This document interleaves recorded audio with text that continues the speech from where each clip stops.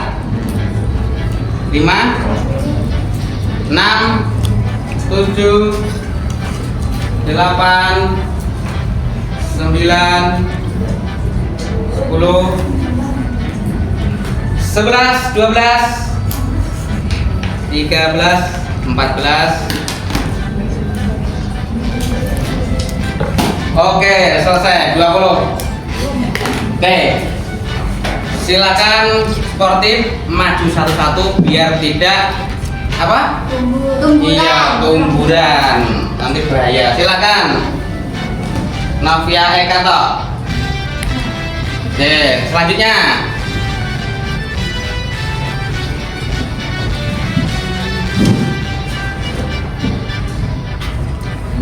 Balik ngaduk. Enggak apa-apa, ini ada lagi stok masih banyak, silakan digantinya. Ini aja nggak sih Pak? Ya divariasi, kita tuh harus unik ya di sini. Bagus. Itu nggak bisa Pak. Ini Weh, baru aja, baru aja Pak. ya, biar nanti kelihatan rapi dan asik dilihat. Ayo, Luis dari Prancis ini ya. Iya, sangat besar tulisannya. Oke.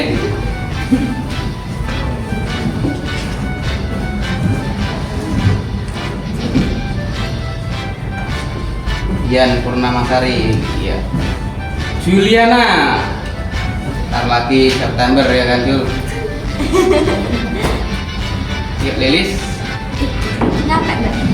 nyampe. Ya, ya, hijau kuning hijau ya kak apa? Kasih. Ini kuning kebalik. Nah, Kebalik. ini. Iya Pak, dibalik aja Pak. Bisa. Oke, Noviana. Yang lainnya langsung biar agak cepatan dikit.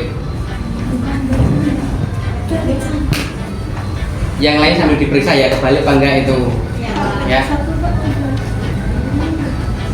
Balik.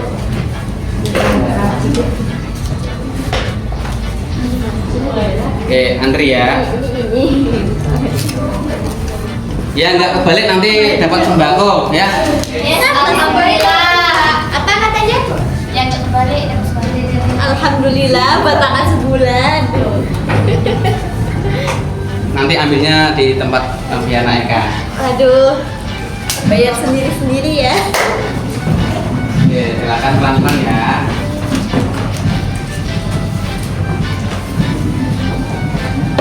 Oke, ini tim hijau. Itu kuningnya luas sekali. You warna pink. Nah, itu sini. Dari tadi belum ada yang ini. Ini rombongan pink ya. Peach Pak. Peach.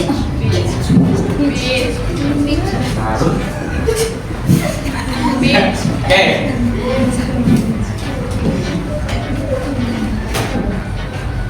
Udah semua?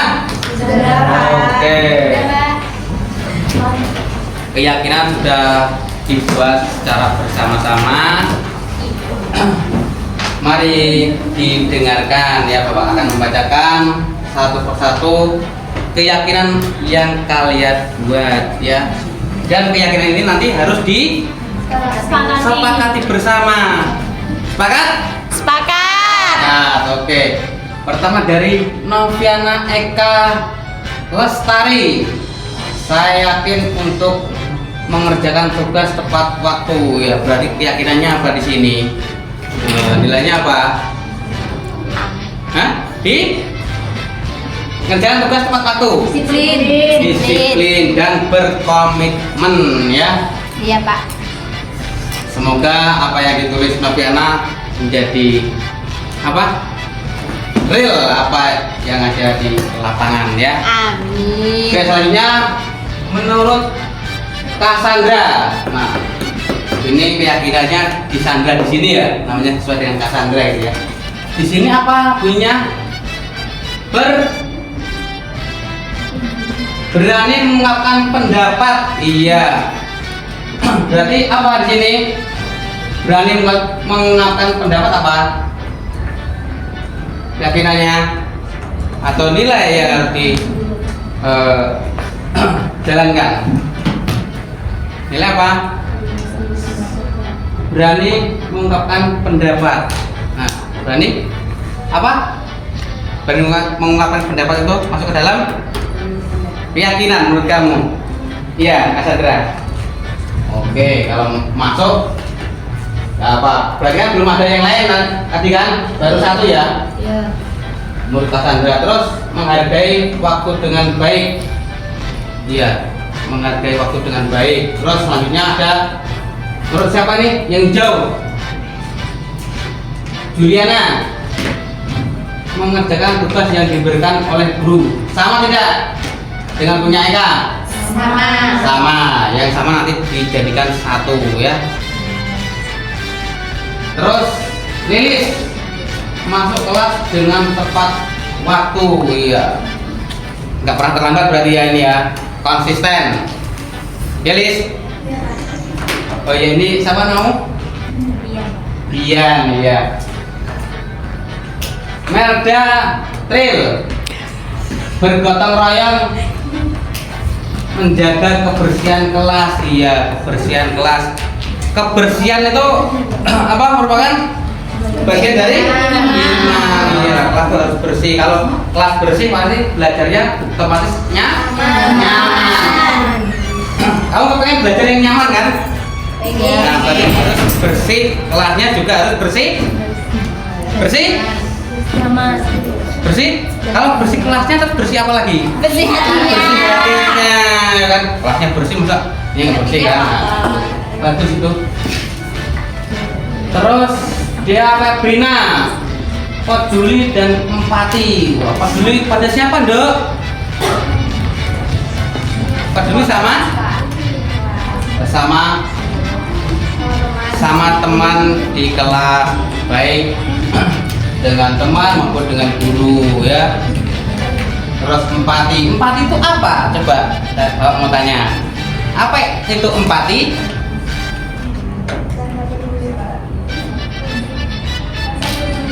Rasa peduli, keyakinan kelas yang dibuat oleh Agil Ravan Saputra bahwasanya bisa belajar dari kesalahan untuk menjadi pribadi yang lebih baik. Iya, kita menjadi orang yang lebih baik untuk belajar dari kesalahan ya, karena nggak ada manusia di dunia ini yang terlahir pasti punya kesalahan ya.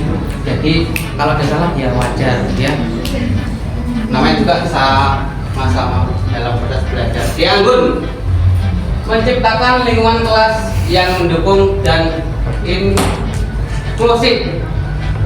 inklusif. Ya, ini menurut Dianggun. Sally, mana Sally? Bekerja sama menjaga kebersihan kelas sama dengan punya siapa tadi? Ya, Febrina. Oke, sekarang masuk ke Tri Ayu, menjaga kebersihan kelas dan menjalankan piket.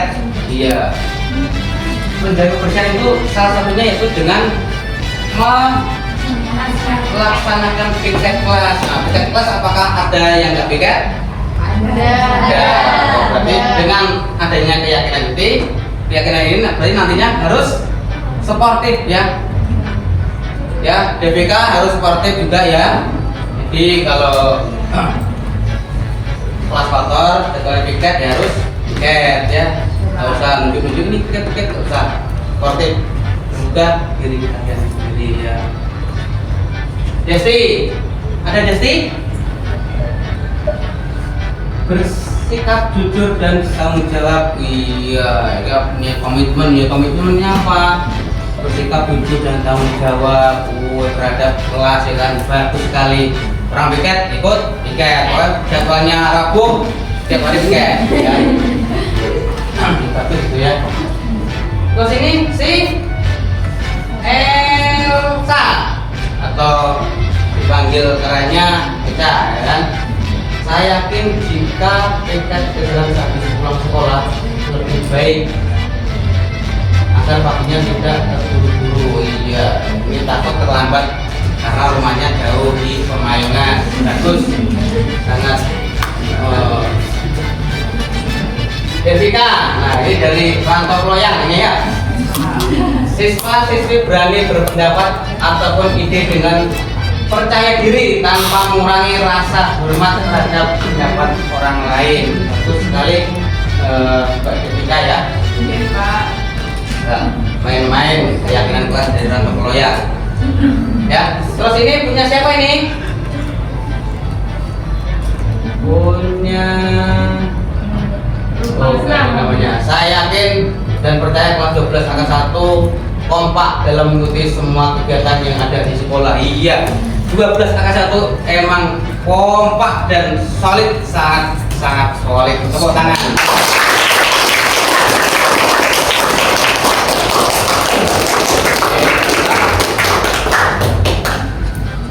Solidnya luar biasa. Fani,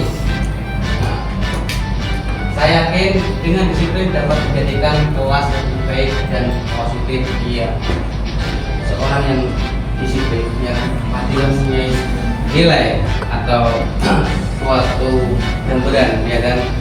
Orang yang disiplin itu pasti mempunyai atas yang baik, ya. Jadi konsisten terhadap kelas itu dan lain sebagainya. Ayu Andira Suwondo, ini dari Jepang ya. Oke, saya yakin dengan belajar bersungguh-sungguh dan serius dapat meningkatkan kualitas belajar di kelas ya. Kamu di sekolah ya harus belajar sungguh-sungguh ya. Karena kamu juga harus melihat orang tua kita ya. Orang tua udah berusaha payah dari cari uang buat kalian ya. Kamu harus bersungguh-sungguh, jangan membuat kecewa orang tua kalian ya. Noviana menjaga kerapian kelas.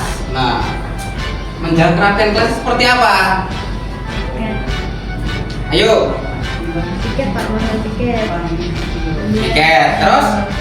Kemudian menjaga laci agar tetap bersih, rapi. Iya. Gitu. Menjaga laci agar tetap bersih dan steril ya. Biasanya titik paling rawan di kelas tuh laci ya. Nah, habis makan belum selesai guru datang ya kan, selesai masuk laci.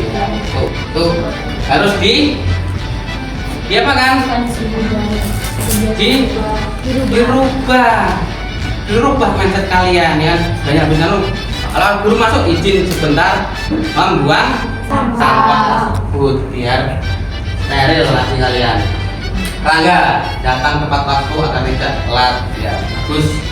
Asisten ya, menghargai waktu pada saat belajar berlangsung ya. Ini sih ada maksudnya gimana dok? Nah, menghargai waktu pada saat belajar berlangsung. Nah, itu gimana? Mengerjakan tugas lupa, kalau misalnya gurunya bilang dikumpul sekarang ya sekarang dikerjakan, jangan PR gitu. Oh gitu, berarti harus konsisten ya. Jadi orang tidak apa? Tidak tanggung. Nah, jangan, harus konsisten. Erni, nah, Mbak Erni, apa di sini tulisnya? Disiplin, jujur dan bertanggung jawab. Bagus, sama dengan punya temennya tadi ya. Selanjutnya Ayu Dia, bersikap jujur dan bertanggung jawab, sama ya, satu pemikiran yang namanya. Linda Mariana Siregar, jujur dan bertanggung jawab dan membangun budaya yang positif di lingkungan sekolah. Iya. Contohnya apa, Lin? Bangun budaya positif di lingkungan sekolah. Kebiasaan-kebiasaan yang sering kita lakukan. Iya, gotong royong. Terus apa lagi?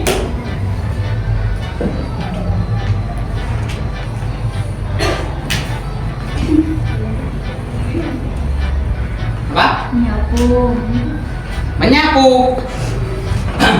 Iya, menyapu kan untuk membersihkan kelas juga. Ya, itu kan dari positif juga ya kan.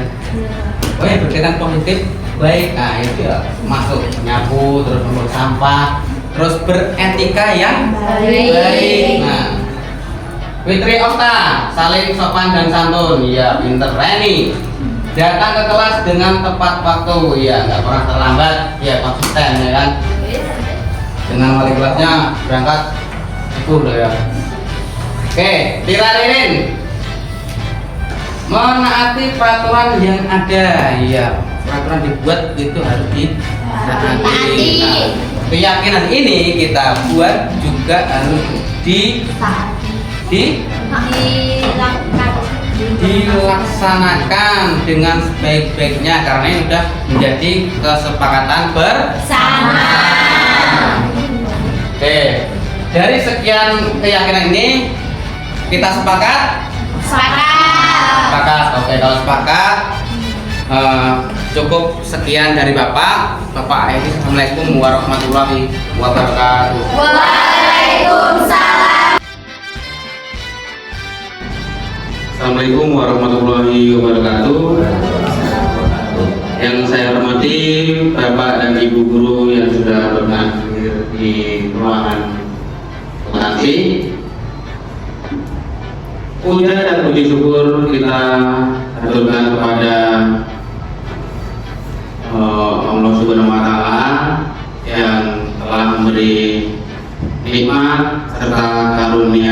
sehingga kita bisa berkumpul dalam keadaan sehat walafiat.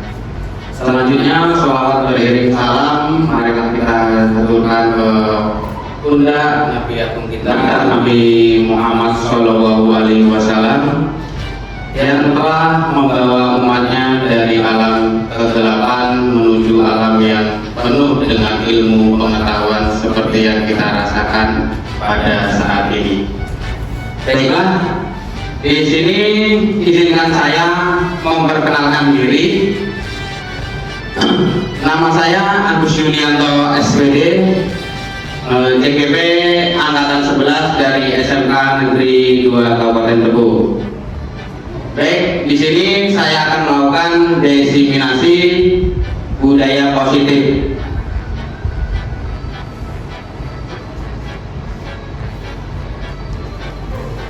Kali ini materi ada 6 pokok materi yang akan saya sampaikan.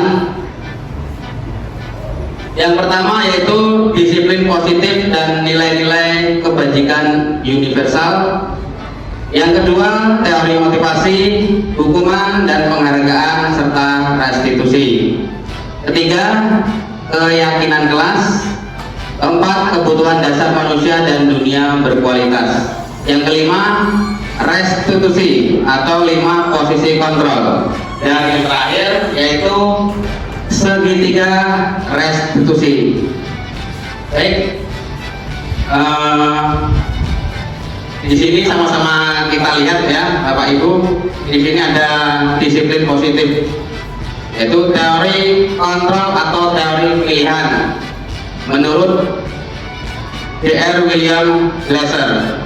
Di sini Anda tidak bisa mengontrol orang lain, hanya Anda yang bisa mengontrol diri Anda. Nah, jadi Bapak Ibu guru, di sini kita tidak bisa mengontrol orang lain, hanya kita yang bisa mengontrol diri kita.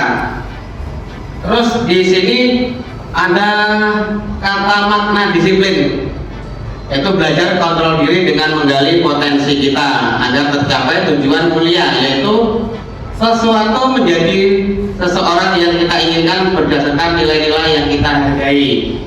Nah, nilai-nilai yang kita hargai itu seperti apa, Bapak Ibu? Di dalamnya itu sudah tercakup seperti kalau di kurikulum Merdeka itu ada yang namanya P5 ya, Bapak Ibu ya. Itu sudah ada iman dan takwa sampai ke yang bernalar kritis. Selanjutnya di sini ada semua perilaku memiliki tujuan. Nah, di sini ada teori motivasi. Itu ada 2, Bapak Ibu. Di sini ada motivasi ekstrinsik dan motivasi intrinsik. Di mana motivasi ekstrinsik ini untuk menghindari hukuman, yang kedua untuk mendapatkan imbalan. Nah, terus yang motivasi intrinsik itu untuk menghargai diri kita sendiri. Nah, biasanya Bapak Ibu di kelas kalau anak itu susah untuk maju, biasanya kita mengasih sesuatu yang namanya imbalan ya Bapak Ibu, supaya anak itu termotivasi untuk bisa maju ke depan. Nah, sebenarnya ini motivasi ekstrinsik yang harus kita hindari. Karena kenapa kok kita hindari? Karena dapat menimbulkan teman-temannya itu merasa mungkin yang maju ya cuma itu aja.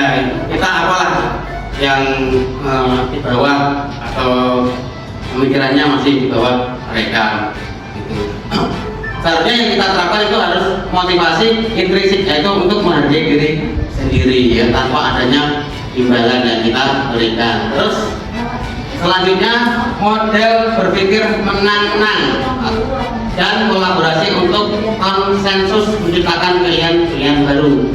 Nah, di sini ada 5 posisi kontrol ya. Yang di mana 5 posisi kontrol ini 1 sampai 5 ini sudah kita miliki ya, dan sudah kita terapkan. Cuma di sini mungkin banyak atau sering kita gunakan mungkin yang posisi menghukum atau yang pembuat rasa bersalah. Seharusnya yang kita terapkan yaitu sebagai manajer, Bapak Ibu. Terus selanjutnya ada 5 kebutuhan manusia. Yang pertama yaitu di sini ada bertahan hidup, penguasaan, kasih sayang dan rasa diterima, kesenangan dan kebebasan. Terus di sini ada yang namanya segitiga restitusi. Nah, segitiga restitusi ini digunakan untuk apa, Bapak Ibu?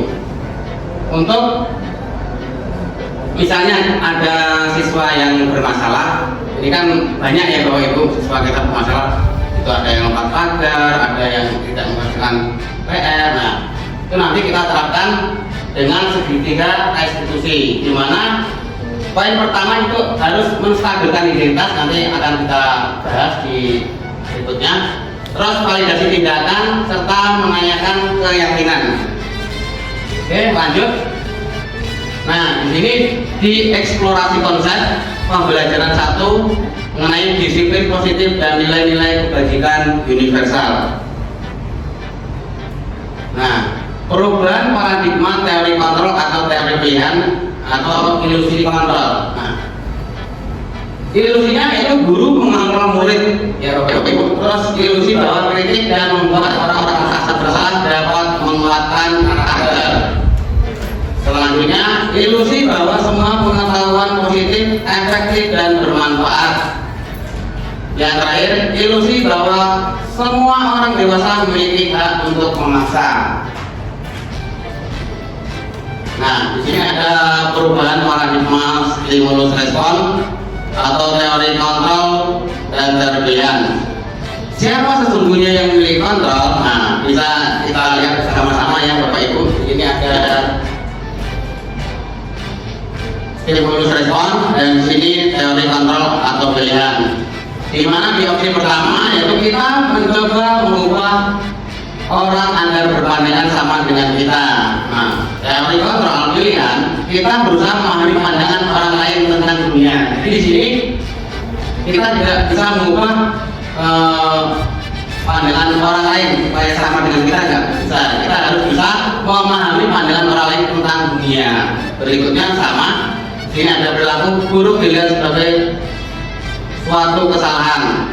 Nah, dari kontrolnya yaitu semua perilaku memiliki tujuan. Nah, sini walaupun mempunyai suatu kesalahan, pasti di dalam atau di benak seorang tersebut mempunyai atau memiliki yang namanya tujuan.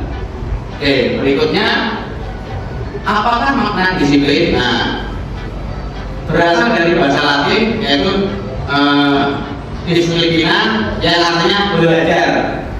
Makna asal dari kata ini berkonotasi dengan disiplin diri dari murid-murid Socrates dan Plato. Nah, di sini disiplin diri membuat orang menggali potensi menuju sebuah tujuan apa yang dia hargai. Namun budaya kita, makna kata disiplin telah berubah menjadi sesuatu yang dilakukan seseorang pada orang lain untuk mendapatkan kepatuhan. Nah, biasanya kita terapkan disiplin kan untuk apa ya Bapak Ibu? Untuk mendapatkan kepatuhan ini ya. Nah, kecenderungan umum adalah menghubungkan kata disiplin dengan ketidaknyamanan. Nah, jadi kalau ada anak yang tidak disiplin itu biasanya kita lakukan atau tindakan yaitu menghukum. Nah, sebenarnya menghukum tidak diperbolehkan.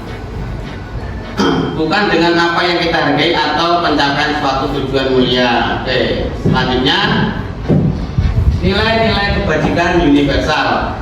Nah, nilai-nilai kebajikan adalah sifat-sifat positif manusia yang merupakan tujuan mulia yang ingin dicapai setiap individu.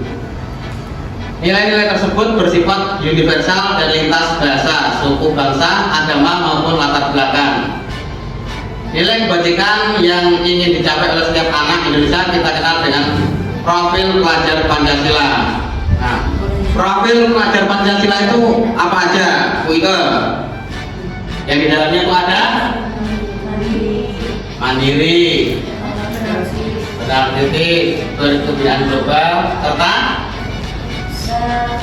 bergotong royong dan kreatif. Dan nilai kebajikan yang pertama itu adalah beriman dan bertakwa kepada Tuhan Yang Maha Esa. Oke, terima kasih. Selanjutnya eksplorasi konsep. Bapak Ibu, di mana pembelajaran kedua ini teori motivasi, dukungan dan penghargaan serta restitusi. Oke, teori motivasi perilaku manusia yang sudah saya sampaikan di awal tadi. Yang pertama, untuk menghindari ketidaknyamanan atau hukuman, apa yang akan terjadi apabila saya tidak melakukannya. Nah, ini dikatakan dengan motivasi eksternal. Berikutnya, untuk mendapatkan imbalan dari orang lain atau institusi, apa yang akan saya dapatkan apabila saya melakukannya. Itu motivasi eksternal. Terus yang ketiga atau yang terakhir, yaitu untuk menghargai diri sendiri. Saya akan menjadi orang yang seperti apa bila saya melakukannya. Ini dinamakan dengan teori atau motivasi internal atau mempunyai tujuan disiplin positif. Nah, disinilah kita yang harus gunakan atau terapkan motivasi internalnya, Bapak Ibu. Nah, selanjutnya Bapak Ibu sudah ada kertas di mejanya? Ada. Oke. Silakan ditulis dulu. Di sini ada tugas perbedaan hukuman dan konsekuensi. Nah, kalimat pertama itu mencatat 100 kali di dalam buku kalimat, yaitu saya tidak akan terlambat lagi karena terlambat ke sekolah. Ya, ini Bapak Ibu tentukan ini termasuk hukuman atau konsekuensi. Nah, ya, hukuman disimpan dulu, nanti saya tanyakan satu persatu Bapak dan Ibu. Ciri-ciri orang cerdas begini Pak. Oke, tetap semangat Pak Nurdin. Oke, di sini ada lari mengelilingi lapangan basket 2 kali karena terlambat hadir di sekolah. Nah, ini nanti Bapak Ibu tentukan ini termasuk hukuman atau konsekuensi sampai di yang terakhir. Sudah ya Bapak Ibu? Oke, kita tentukan apakah benar atau salah apa yang dibuat oleh Bapak Ibu semuanya.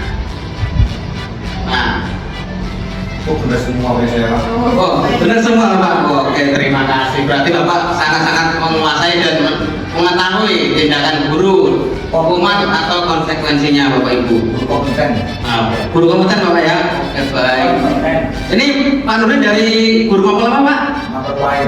Mapel Pak. Oh iya, dia harus konsisten dengan norma-norma agamanya Pak ya. Oke, bagus. Boleh tepuk tangan Bapak Ibu? Oke, terima kasih. Nah, di sini ada kata dihukum oleh penghargaan, bahwa penghargaan berlaku sama dengan hukuman. Dalam arti meminta atau membujuk seseorang melakukan sesuatu untuk memenuhi suatu tujuan tertentu dari orang yang meminta atau membujuk.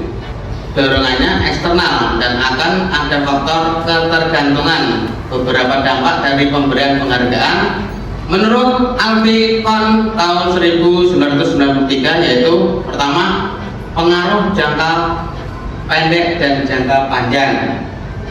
Selanjutnya, penghargaan itu menghukum, penghargaan mengurangi ketepatan, penghargaan tidak efektif, dan yang terakhir penghargaan merusak hubungan. Selanjutnya, dihukum oleh penghargaan. Penghargaan itu dapat menurunkan kualitas, penghargaan mematikan kreativitas, dan yang terakhir penghargaan mengurangi motivasi intrinsik. Oke, Bapak Ibu kenal dengan yang di gambar ini? Nah, itu Mbak saya Pak. Siapakah beliau? Ki Hajar Dewantara. Iya, Ki Hajar Dewantara itu pendidikan kita ya, terutama di negara kita, negara Indonesia. Di sini ada kalimat merdeka itu artinya tidak hanya terlepas dari perintah, akan tetapi juga cakap membuat memerintah diri sendiri ya. Jadi Bapak dan Ibu guru itu jangan cuma cakap untuk untuk perintah, tapi harus cakap untuk merintah diri sendiri. Nah, bagaimana kita melihat diri kita sendiri itu sudah betul belum yang kita diri yang bisa mengontrol. Selanjutnya, bentuk program kebajikan atau apresiasi. Dalam memberikan apresiasi atau pengakuan perlu diingat beberapa hal.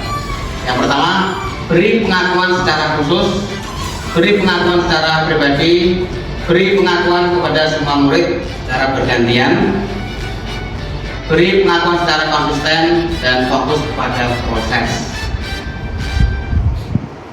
Nah, di sini ada contoh pengakuan apresiasi kebajikan ya, Bapak Ibu. Di mana di sini pembukaannya kemarin saya perhatikan dan nilai kebajikan rasa empati besar sekali serta situasinya pada saat menolong murid baru di kelas kita. Itu sebagai contoh pengakuan atau apresiasi kebajikan. Selanjutnya, perbedaan hukuman dan konsekuensi. Nah, kalau hukuman di sini sesuatu yang menyakitkan harus terjadi. Kalau konsekuensinya sesuatu harus terjadi. Terus selanjutnya di sini ada membuat anak sakit fisik maupun hati untuk jangka waktu yang lama. Itu kalau hukuman. Membuat anak merasa tidak nyaman dalam jangka waktu pendek. Terus di nomor 3, anak membenci kedisiplinan. Sedangkan di konsekuensi anak menghargai disiplin. Di sini karena kita sudah sama-sama membuat kesepakatan kelas. Nah, kesepakatan kelas itu harus diyakini. Kalau misalnya kesepakatan kelas itu dilanggar, berarti ada yang namanya konsekuensi. Konsekuensi apa? Itu yang buat bukan kita, Bapak Ibu, tapi siswa tersebut. Selanjutnya, apa itu restitusi? Nah, mari Bapak Ibu kita perhatikan dengan seksama. Yaitu restitusi adalah proses menciptakan kondisi bagi murid untuk memperbaiki kesalahan mereka sehingga mereka bisa kembali kepada kelompok mereka dengan karakter yang lebih kuat. Nah, di sini restitusi juga merupakan proses kolaboratif yang mengajarkan murid untuk mencari solusi untuk masalah mereka. Jadi misalnya ada siswa yang bermasalah, itu kita panggil ya. Kita panggil di ruangan tertentu ya, ruangan khusus, misalnya di ruang BK. Nah, itu kita panggil, kita gali informasinya dengan kita terapkan tadi segitiga restitusi. Nanti akan kita bahas di slide berikutnya. Nah, di sini ada hukuman, identitas gagal, identitas sukses. Oke, ini udah kita bahas, kita lewatin dulu. 9 ciri-ciri restitusi. Ya, Bapak Ibu, di sini yang pertama bukan untuk menebus kesalahan, namun untuk belajar dari kesalahan. Terus yang kedua memperbaiki hubungan, tawaran bukan paksaan. Yang keempat, restitusi menuntut untuk melihat ke dalam diri.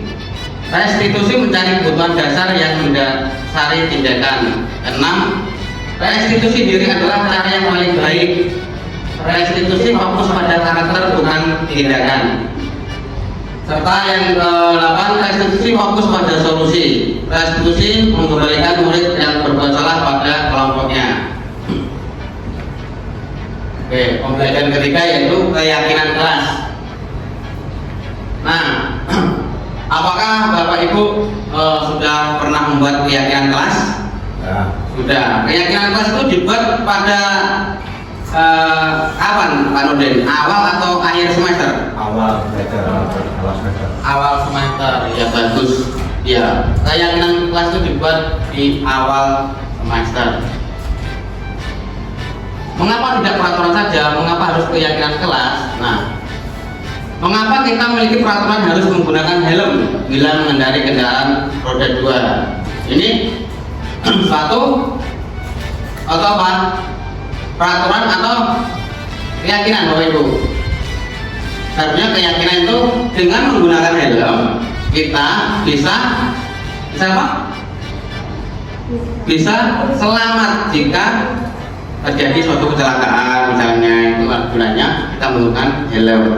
Oke, berikutnya, nah di sini budaya positif itu Sini ada yang paling kecil sendiri, yang kolom apa ini ungu, itu ada peraturan kelas.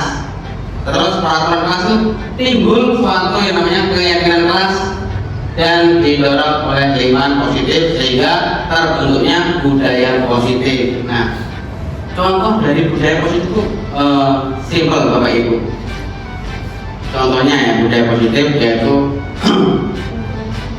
membuang sampah pada tempatnya. Ya, kita sebagai guru harusnya bisa memberi contoh anak didik kita. Jangan kita cuma menyuruh misalnya gini, Nduk, tolong buang sampahnya ke tong sampah. Tapi kita harus beri contoh, misalnya ada sampah di depan kita, ya kita comot, kita masukkan ke dalam tong sampah. Gitu. Selanjutnya, nah di sini ada peraturan dan keyakinan kelas. Selalu kembalikan buku ke tempatnya. Di sini keyakinan kelasnya, tanggung jawab, dilarang mengganggu orang lain, yaitu menghormati orang lain.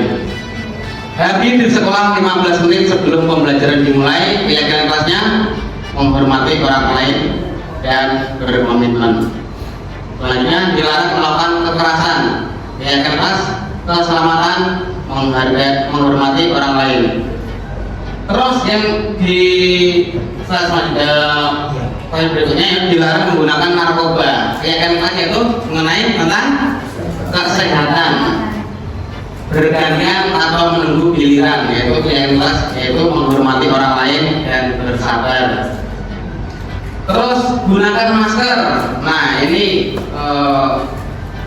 kita gunakan masker yaitu keyakinan kelas yaitu kesehatan dan keselamatan. Selanjutnya eksplorasi konsep pembelajaran 4 kebutuhan dasar manusia dan dunia berkualitas. Ya, di sini ada 4 dasar kebutuhan manusia, Bapak Ibu. Yang pertama yaitu kasih sayang dan rasa diterima. Terus yang kedua kesenangan. Terus 3 penguasaan dan terakhir kebebasan. Dimana di 4 ini sama-sama untuk memenuhi kebutuhan dasar manusia harus dipenuhi, namanya kebutuhan harus terpenuhi ya Bapak Ibu ya. Selanjutnya eksplorasi konsep yang kelima, 5 posisi kontrol. Di mana 5 posisi kontrol tersebut ada yang namanya penghukum, pembuat orang merasa bersalah, sebagai teman, sebagai mentor, dan sebagai manajer. Nah, Bapak Ibu guru pasti sudah melakukan 5 posisi kontrol ini ya. Paling sudah sering menghadapi siswa yang bermasalah ya, Bapak Ibu guru. Nah, saya mau tanya kepada Pak Nurdin nih yang sering kali menghadapi anak-anak yang bermasalah. Nah, tolong diceritakan sekilas Pak Nurdin, anak itu bermasalah seperti apa dan bagaimana pandangan Bapak atau menggunakan dari kelima posisi kontrol ini Bapak menggunakan posisi kontrol yang mana? Silakan Pak Nurdin. Yang pertama itu ada penghukum, membuat rasa bersalah, sebagai teman, sebagai mantu atau sebagai manajer. Terima kasih Bapak Agus Yulianto yang sudah beri kesempatan kepada kami berkenaan dengan bagaimana cara menangani siswa yang bermasalah. Sebenarnya anak-anak kita ini rata-rata dia bermasalah. Artinya besar kecilnya masalah itu kan tergantung daripada kita sebagai guru itu untuk memandang dan menilainya. Sementara di tempat kita kebetulan di kelas saya di TPSM itu kelas 2, saya pernah mengalami atau menghadapi siswa yang memiliki masalah berat, masalah berat di dalam keluarganya yang mengakibatkan anak itu menjadi sering terlambat sekolah, tidak masuk sekolah, kemudian lompat pagar.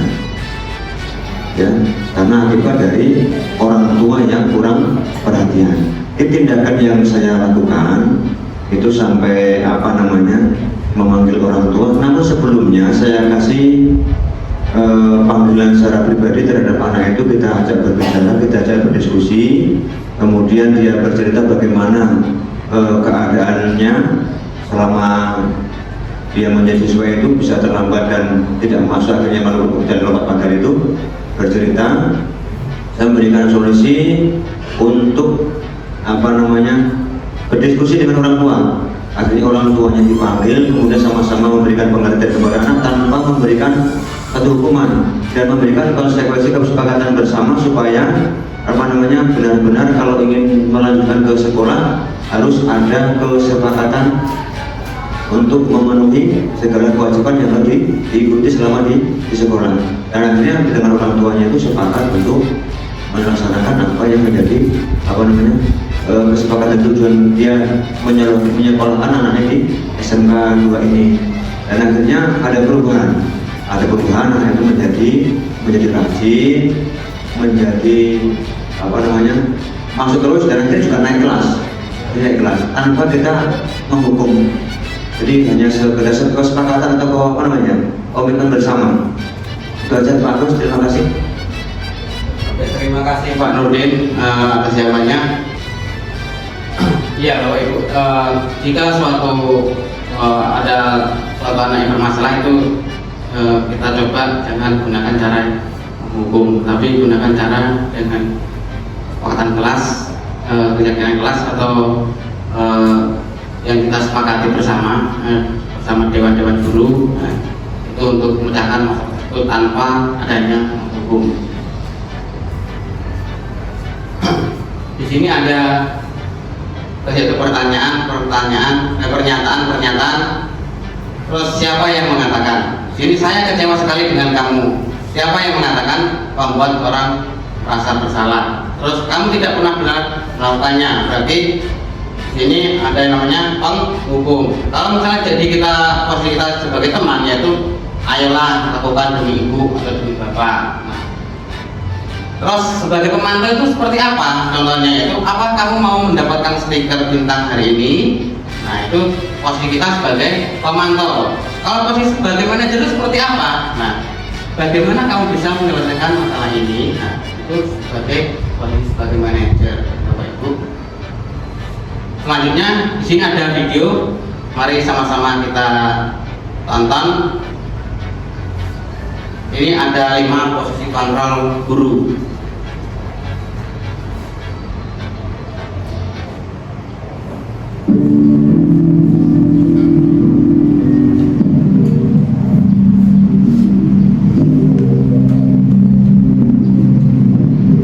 Posisi pertama ini posisi penghukum ya, Ibu.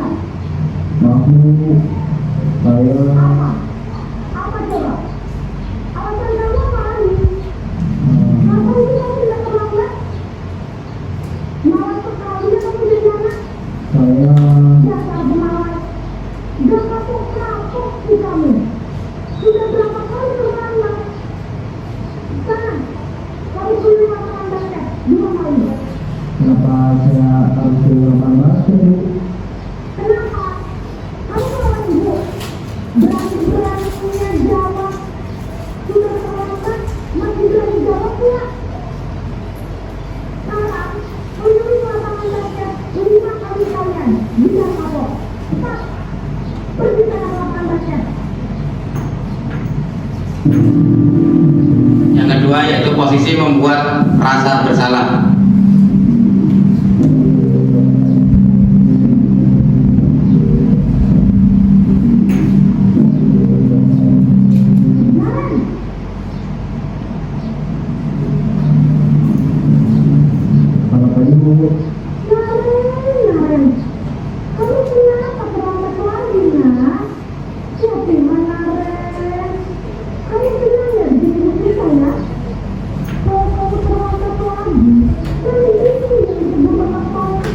Nak.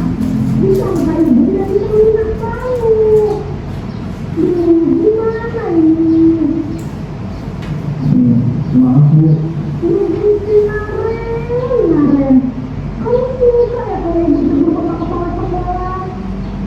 Terus, sekarang ibu harus tulis apa yang ibu absen? Ini kamu sudah beri terlambat loh. Ibu harus apa coba? maaf Bu, maaf sekali. Ya sudah, lain kali jangan dipikir-pikir lagi anak ya. Ibu tidak akan kuat lagi kalau ibu terus.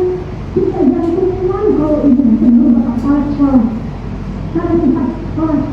Maaf ya Bu, maaf sekali. Posisi penjual merasa bersalah berbicara dengan nada keluar. Oke, yang ketiga itu posisi sebagai teman.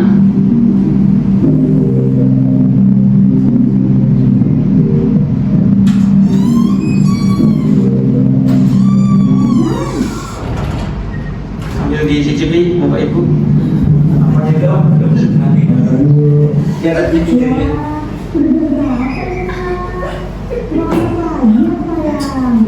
Iya Bu, habis ibu saya rumah bangunan saya Bu.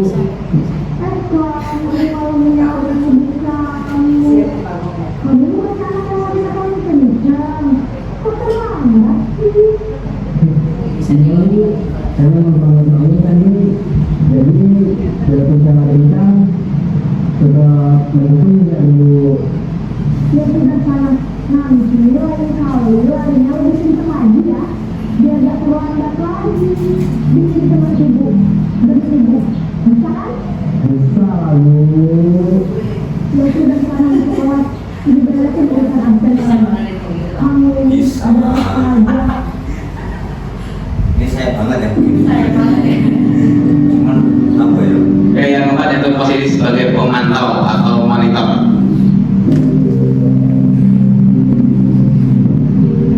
Musiknya 13 PKI ya.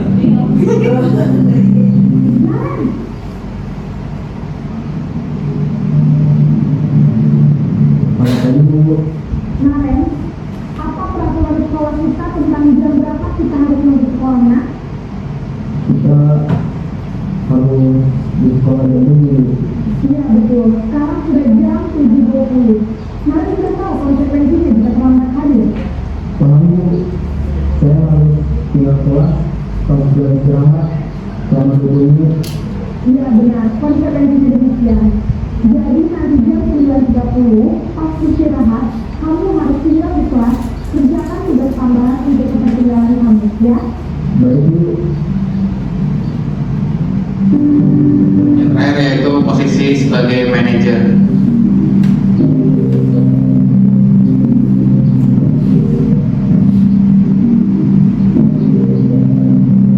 Naren,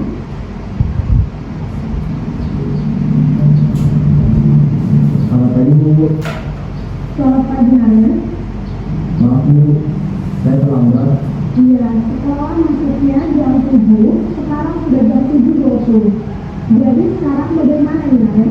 Maaf Bu, saya lupa soal saya jualan. Baiklah, menurut kamu, keyakinan sekolah yang mana yang perlu kamu tingkatkan? Menghargai diri sendiri dan orang lain mungkin ya Bu. Setuju. Jadi, apakah Naren meyakini prinsip saling menghormati tersebut? Iya Bu, saya yakinnya. Apakah Naren bersedia memperbaiki masalah keterlambatan ini? Bersedia Bu. Bagaimana kamu akan memperbaiki masalah keterlambatan ini? Saya akan coba untuk tidak lupa menyetel alarm saya Bu. Baik, kalau Naren bangun terlambat di rumah, ada orang yang kira-kira bisa bantu mengingatkannya. Ada Bu, kata saya mah. Ada lagi selain saya. Selain saya mah, Ya. ada tim saya. Baik, jadi yang mengingatkan Naren adalah Kak Emma dan Ibu Adia. Kira-kira akan mulai alarm kapan Naren? Setelah sekolah akan segera saya lakukan. Baik, jadi Naren akan setel alarm untuk bangun besok pagi dan akan diingatkan oleh kakak dan ibu Naren. Tidak ada Bu. Baik,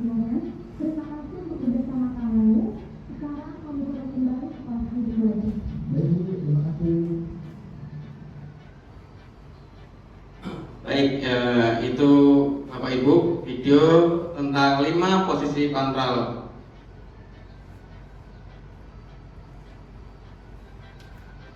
Ada sedikit tidak konsisten dengan panggilannya.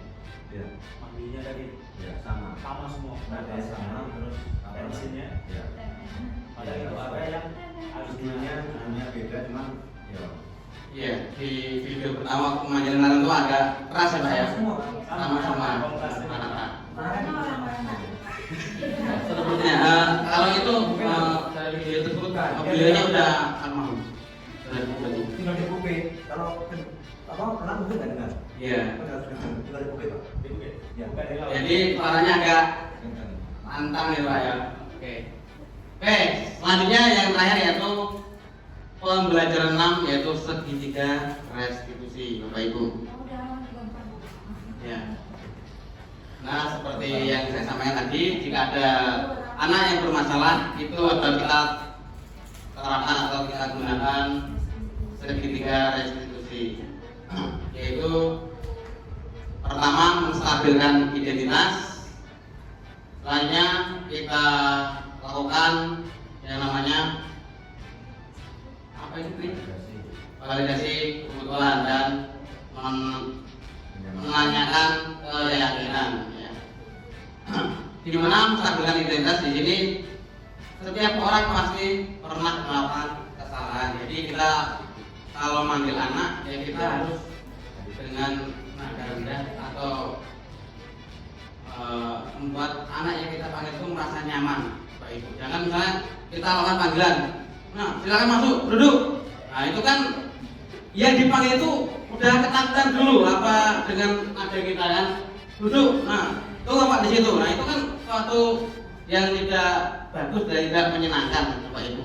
Nah kita tuh harus menstabilkan identitas. Nah, buat anak tersebut merasa nyaman. Terus di sini kita juga gunakan kamu bukan satu-satunya yang pernah melakukan kesalahan ini. Jadi kita harus buat anak itu merasa senyaman mungkin. Terus habis itu kamu tentu punya alasan mengapa melakukan itu. Nah baru kita gali ya Bapak Ibu, kenapa melakukan itu?